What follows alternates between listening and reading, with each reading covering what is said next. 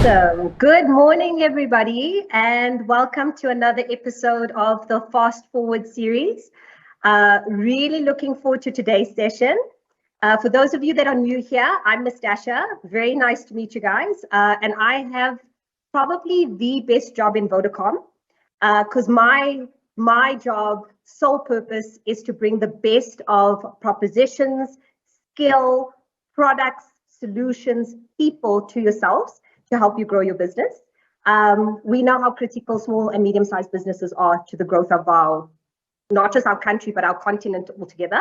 So I'm looking forward to helping you guys, the future employers of South Africa. Today, we're joined by somebody very, very special. Her name's Melissa du Plessis, and I'm really looking forward to sharing a lot more with you guys and engaging with Melissa about how she uses social media in her actual business. But before we get into that, which is I know why you guys are all here, just for a couple of house rules. So it's a really good opportunity for us to engage with Melissa while she's still here. So what I will be doing is I will be monitoring the chat box on the side. If there are any questions based on anything she said or discussed that you'd just like to get a little bit more information about, guys, please feel free to post that in the chat. We will have a couple of polls in between. We do have the support guys on board, but again, please just do engage, please do comment, please do ask questions. So that's just on the one side. There are a couple of the guys that I've actually seen in previous sessions. So if you were here 2 weeks ago, we did an email marketing masterclass with our colleagues at Evalytic, and that was hosted by my colleague, Laura Morgan. So I do see a couple of familiar names and faces, Bodhi Bezadenote that's here. I see Janine Duncan. I see Delroy Billa. I think I've seen you in previous sessions as well. So I'm really looking forward to this little community growing and for us to engage as we cover additional topics.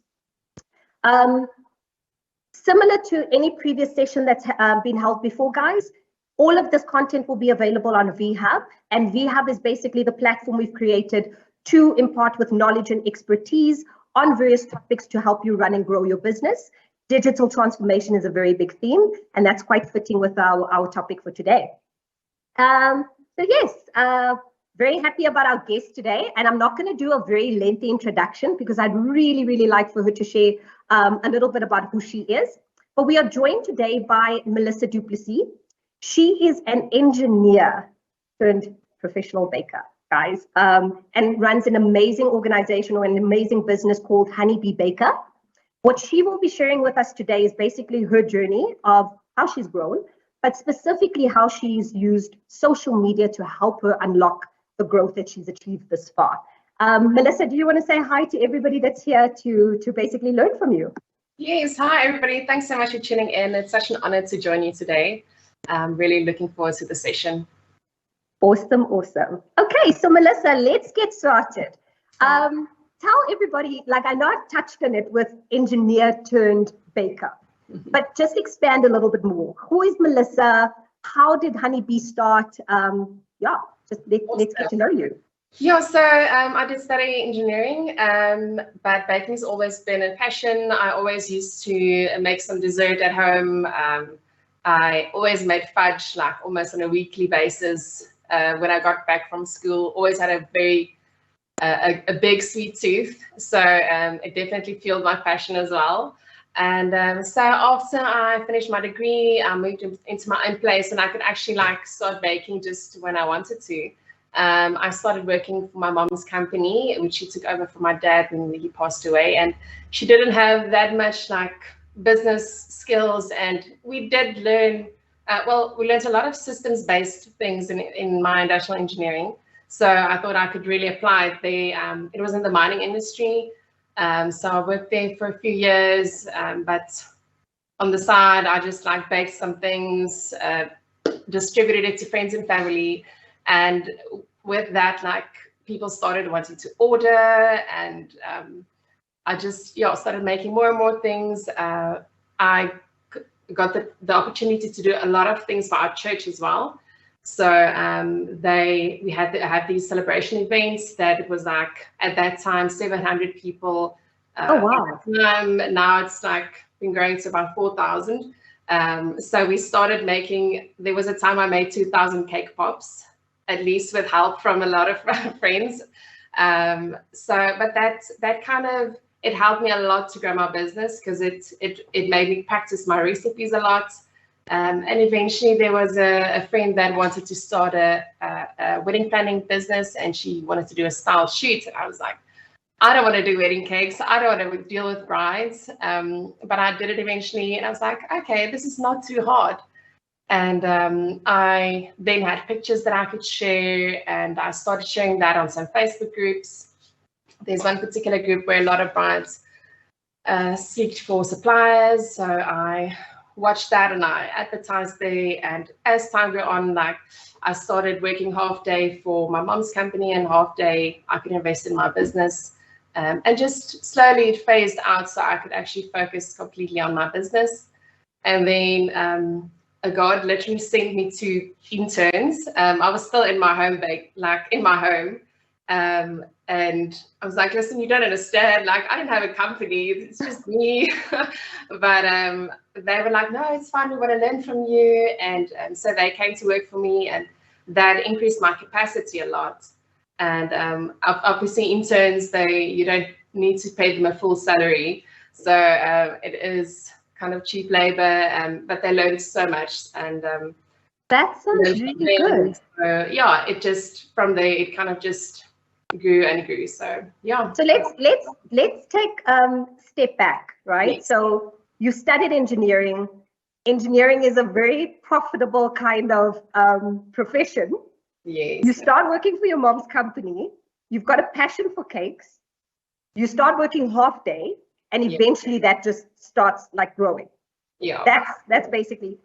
So usually when I hear stuff like social media, yes, I always think of something like a marketing kind of background. Would you believe, like, or would you agree that it's true? Like, you've got zero marketing background before you started your business around social media. Yes, yeah, definitely.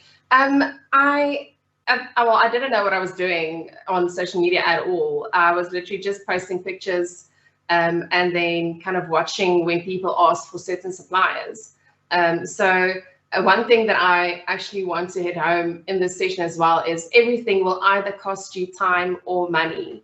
So that was kind of my time investment, like having to watch the pages, finding the right person at the right time, and then promoting my goods there. So that was basically how I started. And as I grew, I kind of just like wanted to know more and like how to get better at it. So I actually just started following a few people, even on Instagram, that give out free advice. Obviously they sell other courses, but just like that free tidbits helped so much. And then there's some courses I think I did through Udemy, or there's so many resources available. So it's so easy actually to just upskill yourself a bit and learn more about it. So, and now I actually quite enjoy, like, it's a big part of it's a massive part of my business.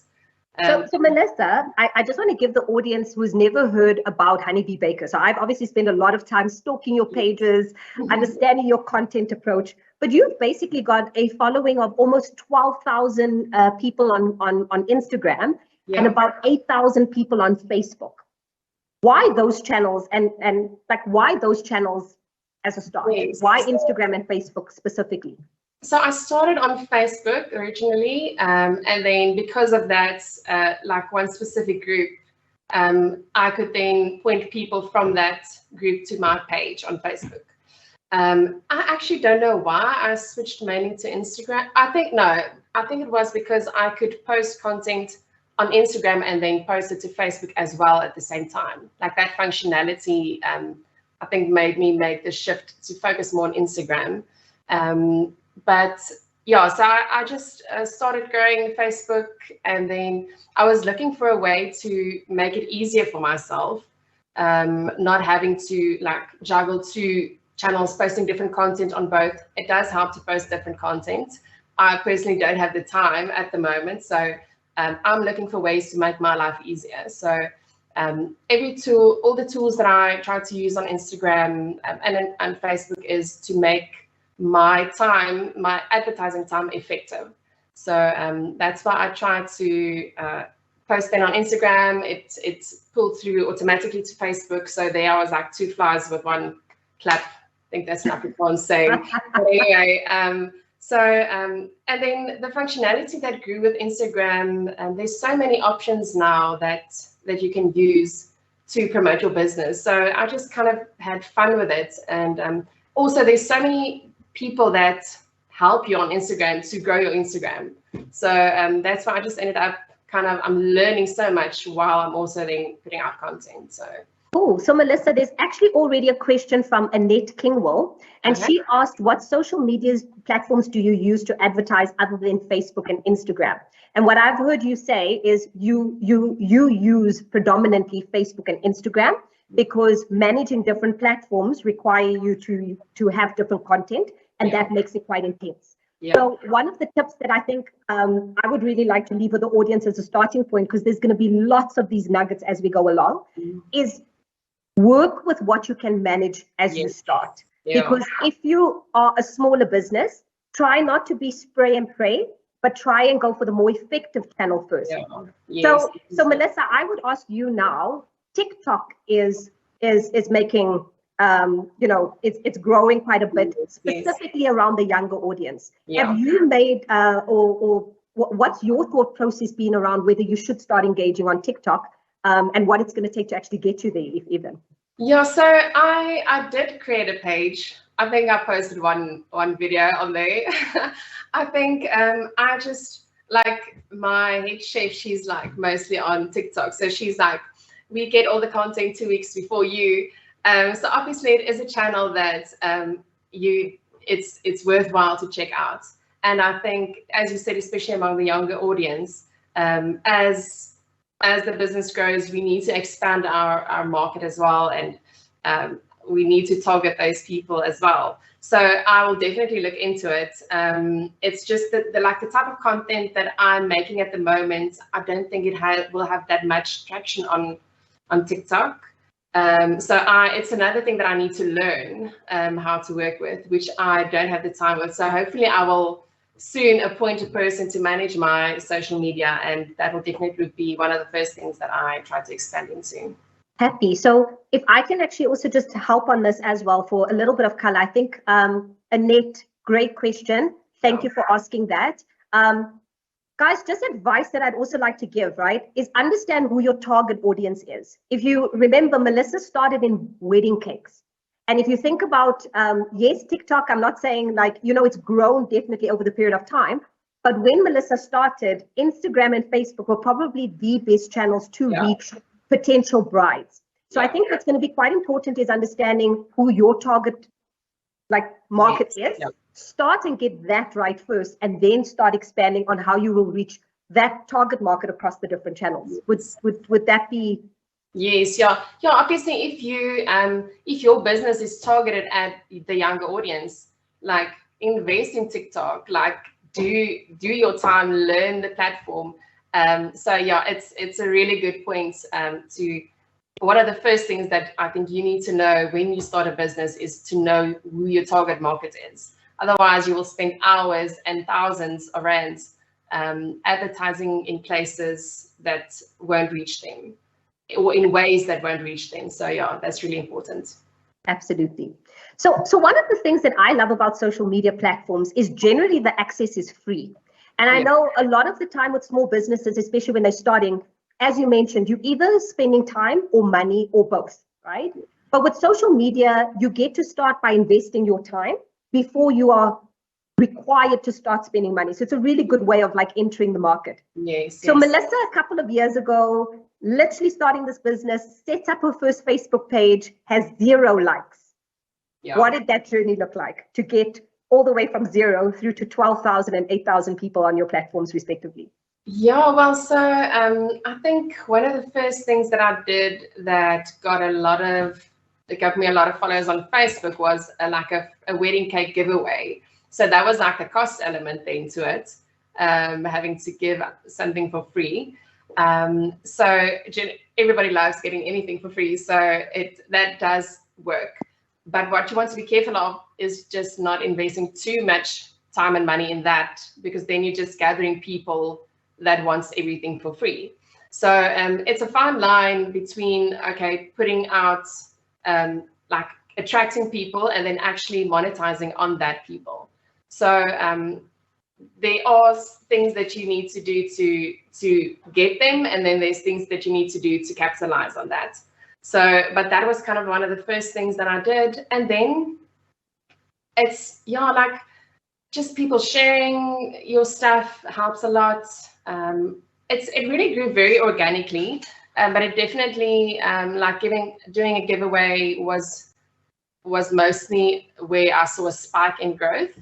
And then what else? Like on Instagram, with Reels these days, obviously also copying TikTok. So it's video is growing. It's the thing that you need to invest time in. But there's a lot of, when something goes viral, it attracts a lot of people. And it's like, literally, there was one video, I'm like, I cannot understand why this went viral. It's ridiculous. It's like the simplest video. I think I just posted it because I just had to post something that day. And it was like 40,000 people that watched it. I'm like, what? How is this possible? 40,000 people. I think it's even more. And it's so that attracted so many new followers as well. And luckily it was a product that I'm kind of trying to push as well. So I'm learning so much still. And I think you never quite know, because the algorithms are changing weekly. So yeah, you just focus on having fun with it rather than like trying to get followers and do everything. Like social media needs to be social. So it's a way for you to engage with people, to chat with people, to get to know your clientele, what they want. So yeah, it was basically very organically that it grew over 6 years. But there was here and there little spikes that I could see, and yeah, it was mostly like free giveaways or viral content, which nobody knows how to create. But yeah, anyway, we're trying. So I think that's again a very important nugget for us to leave with the audience as well, because understanding what's trending on the platform you're participating in ties back to creating focus. Because if you're all over the show, it's going to be very difficult as a one-man band to be able to know what some of these trends are. Yeah. So how do you now start anticipating certain trends? Like, how do you determine whether you should be using that sound clip on that reel? For those of you guys that don't know what a reel is, on Instagram, it's basically like sound clips and little video kind of movements, which is short kind of punchy content. But it could literally be used with multiple formats. One of the things that I love is Melissa used a sound clip from Kourtney Kardashian, which was quite a popular sound clip that was used, but about a cake. And it's, about various cakes. And that's basically how some of these trends unfold. So now that you know how impactful trends could be, how do you determine which ones you should start investing a little bit of time in, or even just playing around with? So the other day I told somebody on usually I use Instagram to kind of, relax, you're just scrolling. But these days, it's either I follow people that give business advice, parenting advice, like relationship advice, and the other part is me researching what might grow my business, what might work on Instagram. So it's no longer like relaxing time for me on Instagram. That's what happens when you own a business. But so I do spend a lot of time scrolling and just like saving sounds. Or what I've created, I've created another profile on Instagram, and then I send that reel or just the sound to my other account, like with ideas of what I can possibly do with the sound. Because a lot of times when we're busy in the kitchen, I either have to okay, I'm going to create content now, or it has to be like just while we're busy. So a lot of times I keep that in mind, because I've already done the work kind of putting ideas to the sounds. I'm like, okay, wait, this can work. Let me quickly video this. and then create a reel, save as draft, and then just go and edit it a bit later on. And then like this morning, I was like, oh, I need to post quickly. So then I just go through my drafts and I'm like, okay, this can work for today. So it's an ongoing, constant, like, it's sometimes really exhausting, other times really fun. But yeah, I do quite a lot of research around it. So it's not just let's go with it. There's a time investment with it. Awesome. I'm definitely hearing a lot of like pre-planning. Yes. But again, one of the advantages that social media brings, guys, is experimentation for free. Yeah. Yes, it would have costed you time and maybe it didn't drive the engagement that you would have liked. But the point is you get to try it, and some things are going to work and some things aren't going to work, but you needed to post the content anyway to grow your following. So it's something you would have needed to do. Yeah. Melissa, one of the things that I definitely picked up about your platform as well is you change your format and adapt your format of content that you use. You know, previously you used to use a lot of call it really beautiful but static images of, you know, the way your cakes ultimately look, and now I can see you evolving to a lot more video, but also incorporating a lot more of your master classes. So the one thing I just want to firstly touch on before we go into the engagement is you use social media to help you pivot your business because of what customers were asking. Yes. Tell us how that went from wedding cakes to what you're doing now, because I don't think the audience knows that you actually don't really do wedding cakes anymore. Yeah. So, yes, there was a big change actually that came with lockdown. So with wedding cakes, I used to like work 6-7 days every single week for like almost 4 years, and it was honestly just exhausting. And with lockdown, it gave me perspective around like I really need to slow down to some degree. And it is quite scary as well if you make big changes in your business, but some are really necessary. So I then actually started to just say I'm not going to be open on Saturday over weekends. Sorry, we work Monday to Friday. That's it. And so it did kind of take a big chunk of customers from our, but obviously weddings were also not happening. So I felt it, but it wasn't necessarily because I made the decision. It was also just the time that we were in. So we are now focusing more on like celebration cakes, birthdays, graduations, baby showers, all of those things, and also some corporate things. And hopefully, like in our new facility, we will be able to do more of that because we have space. And also, it made me also focus more on. I needed to get a different way of substituting that income. So with lockdown, I also created some PDF courses for people to learn from. Because a lot of people were asking, like, how do you do this? How do you do that? Please show us. And like, you can't just, even though you want to, it's impossible to like try to teach everybody, do everything while you're running your business. So I created some PDF courses and then some video courses eventually. And we also do workshops, which is, like people love them. And some people really come to learn, which was basically what it started out as, and others just come to have fun. And it's been amazing to kind of see how people react to that as well. If they see that you are teaching somebody, they're like more inclined to trust you with their like important function, their important cake for the day. So it was good to see how people react to that as well.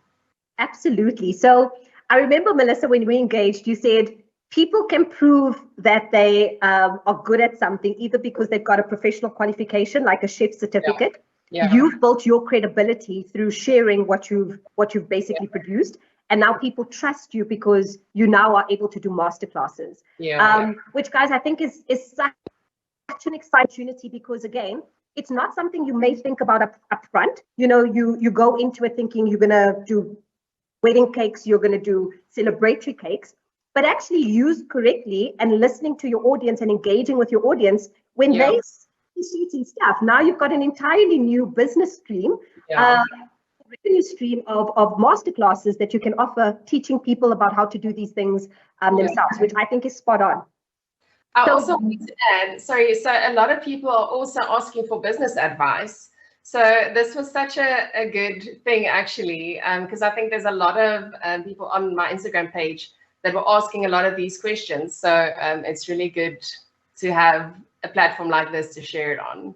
Awesome. And guys, this is all for free. Eventually it is going to be paid because Melissa's going to refine it and it is going to become a paid for course. But remember, you saw it here first. But Melissa, back to the engagement, right? Because I think one of the things that I tend to hear quite a bit when I engage with entrepreneurs is that I'm trying to grow my Instagram following, but like, sometimes I get a lot of likes, engagement, shares on my post. Other times I don't. At times it tends to get a little bit demotivating. Yeah. But what I took out of your platform is that you've got high engagement, especially on your masterclasses or when you're showing how the cake is created, and less engagement on the perfect product. Yes. Talk to us a little bit about that, because you keep all of that content on your platform, and sometimes you see like hundreds of likes, and sometimes you see, a couple of likes.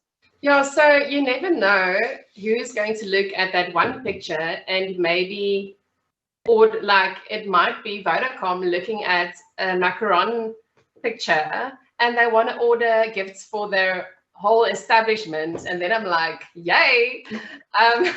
So you never know who's watching your content. So please don't delete it, because that one thing that you think is so insignificant might bring you one sale that leads to 4, that leads to millions. So that's kind of why I keep it all up there. But people really tend to enjoy behind the scenes. I think also the video aspect of it is just quite nice. And with a lot of the functionality that we now have with Instagram, people really enjoy like transitions, like seeing how it started and how it ended, so it's just, I think, how we are evolving as consumers, and people are really enjoying that.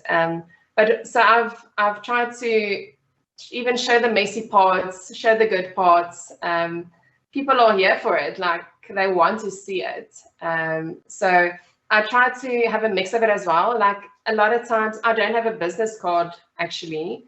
So if people want to ask my business card, I'm like, no, we're on Facebook or Instagram, which is also quite nice, because if they follow you, it's like they will hopefully constantly see your content.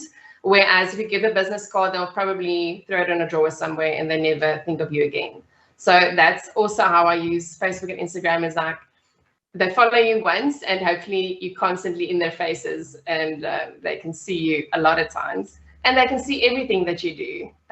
And like if they might like, somebody who's baking might like how I teach us, or like how we do a certain thing on Instagram, but okay, now their sister is getting married, they're not going to bake the cake, so like we can do the kitchen tea or whatever. So it's just like there's a guy that I follow, Gary V. He swears a lot, so like just disclaimer, sorry for that, but like he just says, don't overthink it, just put it out there, just rather do more than wanting to curate it so perfectly. That's what social media is about. It's like it shows everything. And obviously there are people that refines it a lot and only shows the good stuff, but people are kind of getting tired of that as well. Exactly. They want to see everything. So there was actually a phase of Instagram where perfectly curated feeds were getting big followings. And then people, especially when when TikTok came, TikTok is a lot more raw, not as curated, no filters, all of that kind of stuff. And that actually started changing preference for the type of content. So I love the fact that you guys share the behind the scenes, the good, the bad, because it also shows the authenticity of the business. Maybe sometimes cakes flop. For every 10 beautiful cakes, maybe there are 2 that weren't so beautiful initially. So I'm really glad that that's what you share on your actual platform. And again, I just suggest to the audience, guys, play around with social media. What I constantly hear Melissa say is have fun with it, experiment with it, because it is your platform. Even though you're in the call it the umbrella of Instagram, you get to utilize the functionality to find what works for you. And when you find your niche, you could do more of that. But it also allows you to never stop learning as you go along. So that's like, it's absolutely wonderful. There was a couple of people asking for your Instagram handle, which we've also just shared. So guys, Okay. it is at honey_b_baker. And you can ultimately see how Melissa uses social media in that way. One of the other things, just before we move in, because I really want to talk about how you take the traction you get from Instagram, but still formulate it into your business. Yeah. But just guys, I know that we're talking about the context of a bakery, but if you were in a fitness business, for example, and I've seen a lot of fitness influencers as well, share this type of content. They share where they've taken their clients from and to. It's a Yeah. journey. It Yeah. shows that along the way. Yeah. You are in real estate, for example, and you tend to do house transformations. Share the before, share the after. So I think find what works for your type of business in terms of the behind the scenes, but it does give you a lot more of you get to learn a lot more about the personality of the business, not just the beautiful end result that you see. So Yes. I think that's special. Good takeaway. Yeah. Cool. So Melissa, you've now grown your following. You get a lot of orders coming through, but how do you manage it? Because we find a lot of people use social media, but then it needs to go off into like a number that you call or a WhatsApp line. Yeah. How have you used social media but still built it so that you can keep up with your growing with the growth you're experiencing? Yeah, so from the start as well, there was a few people like, okay, so I wanted to have a website. So there was a course I did, a business of baking course, and she was also just like, a website is a good thing to have in your business. I was like, okay, I'll get a website. So I went to somebody to design it, and before I actually got to her, there was other people that were asking me, "Are you going to have an online shop?" Like a few people asked me, and then she also asked me. I'm like, okay, fine. I'll have an online shop. Like, I don't really know how to get this done, but okay, let's do it. And I am so thankful for that. Like, honestly, my business would not be where it is now if it wasn't for that. So the social media I'm mostly used to drive people to my website. It's very rarely, or like we do have flash sales sometimes, but that's the minimum, like the least part of my business. So we manage everything through my website, and which is an online shop, and it's such a good tool because it shows people what you can do. A lot of times, okay, wait, let me say this. I think also consumers are changing. Like we all know about the microwave mentality, and I think it's getting worse, and it's not a good thing necessarily. But as a business, you need to capitalize on that. You need to work with the trends, the mindsets of people. So what my website gives people is instant pricing, instant pictures. They can basically go and choose on there. They can change the design a little bit, or they can even order a custom one. It even gives pricing for custom cakes. So it took a lot of time to get that up and running. Like it's really, that's where I kind of used my engineering background, and because I wanted a system that works. So it took so much time to get it all done, and it's constantly changing, and I'm constantly updating. But it kind of gives people that place where they can see the prices. I mean, how many times have you been online wanting a quote for something, and now you have to contact 5 different people to get a quote? Like, it's a schlep. So even I'm having a microwave mentality, so it's fine. So I mean, if I was thinking like, what type of experience would I want? And if I need to go to 5 different people to get a quote, but I see one has got a price, I've got no idea what prices are for a lot of things. But if I see this one's got a price, I'm like, okay, that's what things cost. So this is what I'm going to do. I'll go with you as a supplier. So that's what I'm basically also hoping people will do on my website. They will see the price. They're like, okay, I can do this, even without having to talk to a person. So let me complete this form and I'm done. And then I've got a customer relations manager program that like handles all of that. So it basically populates my calendar. We can see, are we too busy on this day? Can we take this cake or not? And it sends them automatically a contract, invoice, a reminder of when they need to collect the cake. So it's, for me, having a systems brain, it was really important to get my systems in place. I really suck at admin, which I think a lot of small business owners do. So it's really important to get either systems or people to help manage your business. It's impossible for one person to do everything. It is impossible. And I even see with social media, if I post a lot of content, especially at the start, when I posted a lot, I get a lot of business. Okay, now this week I posted a lot. Next week I got a lot of business. Now I don't have time for social media. Okay, so I have to do the work. The next week, oh, I don't have any business. Let's promote again. So it's a constant cycle. So you need systems in place to manage what you want to do. It grew with time. Also, I didn't have like my customer relations program right from the start, but it's a tool that I cannot run my business without at the moment. Because you've reached scale now, right? But I think if we have to reflect on Melissa 6 years ago, just starting, you probably wouldn't have invested in a customer relations tool, right? Customer relationship management tool, because it wasn't necessary, and there's probably more manual ways within which you could manage it. Yes. But I think going into it, businesses should approach it with wanting to scale, but always evaluate the things they're doing today. Will it scale beyond 10 to 100 or 100 to 1,000? And if the answer is no, it means you need to be evolving as you go along. So as you unlock the growth, keep on investing in the systems to keep things in line so that when you scale, you don't lose business because you can no longer help people in the same way that you were doing. So I love that a piece of advice. Just for anybody in the audience, nobody's asked it yet, but I'm going to ask ahead. Is there a particular tool that you used, and how did you even go about finding out what you should be implementing to help you automate and achieve your simple process that you wanted to implement? So on like the business of baking course that I did, we like all joined a Facebook group, and I think somebody recommended that program there. It was 17 hats, which is, I mean, so perfect because a business owner wears so many hats. So I think it's an Australian system actually, which is not ideal.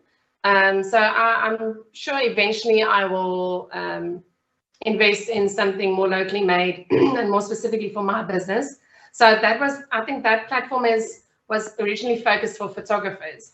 So it's got booking functionality, it's got bookkeeping functionality, your contracts, it manages your leads. So whenever somebody puts their details on my website, it goes directly to that system, which also just avoids human error of having to duplicate everything or to transfer info. So that's what I use. There are things, I think Monday.com is also another one. There's so many actually available. I just found I started with that. It does take some time to get it like running smoothly, running for your business specifically. So I think at the start you're going to have to pick one and stick with it. It wasn't feasible for me to experiment with 3 or 4, having to invest almost a month of like programming or having to pay someone to program it for my business. So it wasn't feasible for me to do it for a couple and then see which works best. So I kind of chose this one. I think they had a free trial as well, played around a bit, and I was like, okay, this can work. So and now I can't live without it. So 17 hats is what we use. So it works really well. You've given me a great idea, and I hope my team is on the call as well around some of the content on VHub. So what I've just posted in the chat, guys, is as Melissa's talking about basically an online shop, an e-commerce store. On VHub, we've covered an article on 5 e-commerce platforms for small businesses with some pros and cons around each. Go and have a look. But I think what I'd really like to cover as another set of content, if you guys are interested, is around customer relationship management tools for small businesses, and covering a little bit of pros and cons. So if you guys are interested, just let us know in the chat, and definitely your wish will be our command. We'll definitely get that content going. That would have been awesome. Like obviously, as you grow, 6 years ago, there wasn't near all of this content. So I think it's really a helpful tool. So I wish you guys were around there. helped. Awesome. Melissa, I've loved this conversation around like using social media, and also the benefits of still tying it back to making sure that you still have a website, making sure that your processes are designed for scale. I just want to go into some of the questions. There's a question from Derek Momberg who asked, did you sit down and compile a 5-year business plan for your business, looking at the short, medium, and long-term potential? Or do you just use social media to learn and solicit from clients? I guess it's a combination of like how much pre-planning do you do from your within your business, and how much influence does social media have in influencing your actual short, medium, and long-term plans? Yeah, so I did not sit and do a business plan, which I think I would still recommend that you do one. But I have kind of an idea where I would like the business to go. But I think as times are changing so much, I mean, anybody that had a 5-year plan pre-COVID, like, yeah, it just kind of was obviously smashed out of the water. So I think for me, what I focus on is evolving as I see is what is trending, what is consumers kind of wanting, and then also first evaluating, is this something that I want to do? Like there are some things that I'm just like, I'm not interested, I'm not going to do this. It's not, if I don't like it, I'm not going to put my energy into it. So that's where I draw the line. So I mostly like I see where the business is going and then try to navigate according to what I'm seeing where we are going. I'm not that much of a planner necessarily. I like if systems work, but I don't tend to plan much ahead of time, which is sometimes a downfall. But it's been working for me very well. So yeah, I kind of like where we are at now. We're in a new facility, and it's another, like we have a shop front now, which is something very scary for me, which I don't know anything about. So it's a new thing where I need to learn, and then I need to decide, is this something that I want long-term for my business? And then we pivot from there if we need to. Awesome. So Melissa, I'm not sure that when you started, you would have seen opening up a physical store on the cards, and you're actually doing that now. So congratulations. I think it's so wonderful. It's such a good success story. And I love that. And there's, guys, that's the purpose of why we create these little communities and stuff, because if Melissa, who didn't even have any background in marketing, has been able to like learn, consult with people, basically evolve, adapt, experiment, and now has ended up with not just an online store but also going physical. I mean, that's basically what we're all after. So one of the things I just do want to encourage you guys to do is to go and answer and respond to our polls. We've got a couple of questions in the polls itself, and I'd actually also just like to ask Melissa yourself a couple of these questions within the polls itself. You mentioned quite a bit around, you asked for help, or you worked with people in creating your website, and now also even in creating some of the content. How critical would you believe that was in terms of getting or achieving the success that you had? That you have around outsourcing or employing a professional in a certain tier. So like, when do you decide when you need to look elsewhere versus when you've got to upskill yourself? So on the business side of things, we did touch on some of that in engineering. So I was kind of like, okay, I can do a little bit of this. And I think that showed me also that, oh, I don't know a lot about this. I need to learn more. So I invested in a course to learn about business. Then with graphic design, I kind of like, okay, you need to learn graphic design. So I signed up for a few courses, and like I tried and I played around on Canva a bit, and I was like, I'm not getting this. Like, this is not working. I'm spending hours and hours and hours. So this is not working for me. I'm going to outsource this. Where social media, I was like, okay, let me learn about this. And I was like, okay, this kind of works for me. I can learn this. And then the photography was like, was interested in that, so I wanted to learn about it. So I think it's kind of, you need to invest a little bit of time at least in something to see, listen, is this something that I want to take, do I want to take on this role in my business, or am I rather going to outsource it? Also, obviously, when you start your business, funds is an issue. So some of the things you are going to have to do yourself, but you have to decide where, if you have limited funds, decide and prioritize what you are going to try and do yourself and you are interested in, and other things you are just plainly going to have to get professional to do it. So yeah, I just decided, listen, I tried to do a website on what was it on? No, I don't know, a free one. I was like, this is horrible. This is not the brand I want to create. So I just decided, listen, I'm definitely going to outsource it. Best decision ever. Obviously, finances, I don't know anything. Like, I need to outsource that. I need to get somebody to do my books. I'm not interested in learning to do it, so I'll get somebody to do it. So I think it's well, okay. Another thing, obviously now the social media, it's getting a little bit beyond what I can handle at the moment. So now I'm thinking, okay, I will rather outsource it. So I think as you go through business, you have different priorities at different times. And you just need to see which ones you are interested in, which ones you are capable of doing.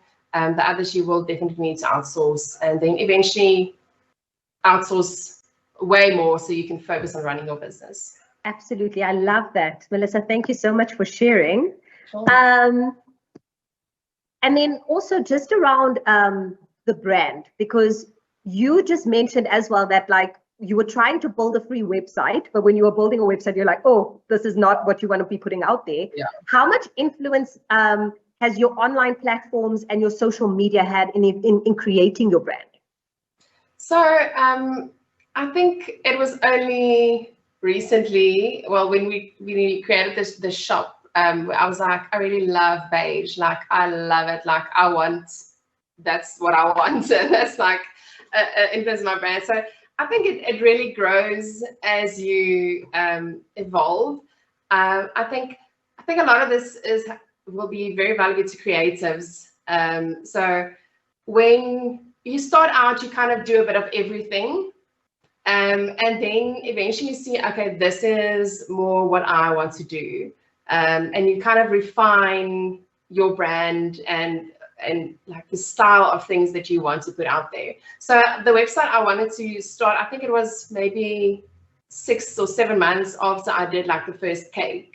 So it was definitely not there from the start. So I had some time to kind of develop my style, if I can call it that. And then also I tried to, like, the person I got to develop my website, like, I loved her work, and I was like, okay, yeah, like, you've got something that I like. And then kind of working with people that because when you start, you don't necessarily know exactly what you want. I know there are people that do, but I didn't. So I think finding people to kind of supplement what you are starting, and then kind of defining a little bit more what you want to do as you go on. Absolutely. I'm very happy that there's an audience here who are getting a little bit of a window into something we're actually working on internally, which is going to launch pretty soon. Because guys, we've heard this pain point quite a bit from businesses and entrepreneurs like yourself, Melissa, around finding access to the right skill to help you grow your business. So all I'm saying is watch out for some very exciting announcements coming soon, because we're going to take that pain point and hopefully make it a lot easier to try and find the experts on social media, developing your websites relatively soon. And then Melissa, I see there's also a follow-up question from Derek. He's asked if you use YouTube as a social media channel. No, I don't. It's also like, I've just stuck with what I know. With every channel, there's a lot of things that I feel you need to learn first to be really effective on that channel. So it hasn't been something that I've been wanting to do either. But for different like businesses, obviously it might be a better fit for your business. So yeah, I think definitely play around, and also you need to kind of look where your clients are hanging out, where your customers are hanging out. So what my product is very like aesthetically pleasing. Instagram is a platform where, as you mentioned earlier, it was curated. So a lot of people hang around there that likes pretty things, if you can call it that. And that's kind of what I offer. So that's where my clientele hangs around. If you have more of a product that has to do with music or videos, like obviously YouTube might be a really good place, because those people hang around probably more on YouTube. So that's something to also evaluate on which platform you want to promote your business. Makes sense. Derek, if you and the audience are keen, again, just let us know in the chat. If you would like for us to look at how to use YouTube, and when to use YouTube in your business, please absolutely just let us know. We will get that content going. At the moment on VHub, we have content around Google Business Profiles. So setting up a Google Business Profile so you can get noticed. Also, when you've got a Google Business Profile, how to optimize it. But if this is something that's of interest to you, we will absolutely get on that and see who we can partner with to start bringing some of that content your way.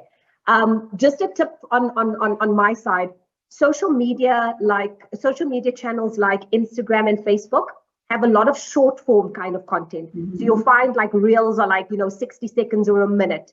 Generally anything longer, it's not necessarily the right platform. Yeah. And that's where YouTube would play a really good role. So if Melissa really wanted to take people through a call it like a baking course from start to end, you take these cakes, this number of eggs, this much flour, you mix in this way, probably recording that kind of long form kind of content for YouTube might be a lot more beneficial. And also if you want to explain a lot more about a particular topic, like a training course, then you could use Instagram to give a little bit of a snippet about what you could find out about you, on YouTube for the longer term or the longer form kind of content. Yeah. So I definitely would suggest like a multi kind of channel approach.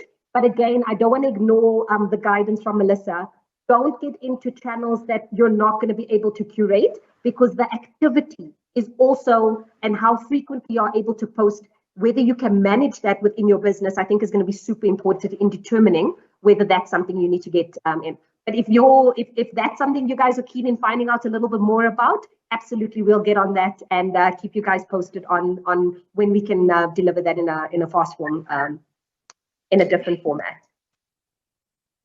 Cool. Just giving a little bit of a glance here. Oh, do you use SEO to get more traffic to your website? So for those who don't know what SEO is, search engine optimization.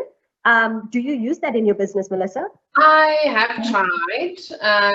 I did spend some time on that, and it was just like, I lost interest because it was so hard. I will probably end up paying somebody to do that eventually. It's just not something that that I'm interested in learning. So I'll definitely try to outsource it. I do pay for Google Ads. So that's where I get some traction from Google. I actually get that's another marketing thing, but I just kind of set up an automatic one. I chose a few keywords and it's been working really well. I played around with that a while, like right at the start, having like very specific keywords, and it didn't go as planned. I wasted some money there, but so it also takes some experimenting to seeing what works for you. But I think decide, like learn a little bit about all of these, and then you need to decide if you are going to be the one to invest in it, or are you going to pay somebody else to do it? Because they are experts, and I mean, they are much more effective than I will ever be at marketing in general. But it's like, it interested me, so I'm enjoying it. but there's so many different options that you can still use. But I will definitely rather have an expert do it rather than I invest. Like, I would rather run my business than having to learn another marketing skill at the moment. Absolutely. So guys, I've just posted a link to the chat on 5 SEO tips for small businesses. But this is definitely, and I agree with Melissa, quite a meaty topic. So one of the things that we are going to schedule on our side is a masterclass on SEO. Firstly, what it is, what it means, how does it help your business? One tip that I can give you in the interim, please make sure that you have a Google business profile as a start. Because a Google business profile as a start is at least just a signal through to Google. This is your presence, and you can link it through to your website as a start. There is content on VHub around setting it up if you don't have one, and we'll post the links in the chat. And if you do have one, how to optimize it. But I do agree with Melissa, like, this is quite a meaty topic. But again, if you get it right, it can be so effective for your business. Because one of the things about search engine optimization is literally, how do you get organic traffic through to your website? How do you make sure that when people are searching for stuff, you rank? So rank, all of this terminology, guys, we will break down. But it's also so that you can grow your customer base more affordably. Because what we would really like is that you're only paying for stuff when you absolutely need to, because you've sweated the assets that are available. So a lot about what we want to try and do through these masterclasses is, how far can you go for free and then start paying? And when you do start paying, that the money is spent in the right way. So thank you for that tip, and thank you for that great question, Sepo, as well. It's absolutely fantastic. So guys, we're getting to pretty much the end of the session. I could go about talking to Melissa for ages. But I just want to say thank you, Melissa. I mean, the knowledge you've imparted is just so valuable. I know just from the engagements in the chat that I'm seeing here as well, that the guys are really, really engaged, wanting to learn from you. But a few nuggets that I just want to leave, before we just close and end this actual session. But I think what I really love is that you're not trying to be everything to everyone. And I think it's super, super important to always play to your strengths, and I can see that well. I also love the fact that we get to share the stories as you're on your journey, because while we're chatting to you right now, you've nailed Facebook and Instagram. You're like, maybe I should start getting involved in Instagram. So, I mean, in TikTok and maybe YouTube, I don't know. So it would be really good to touch base with you, and if that's evolved and you've got more nuggets, please do come back and share.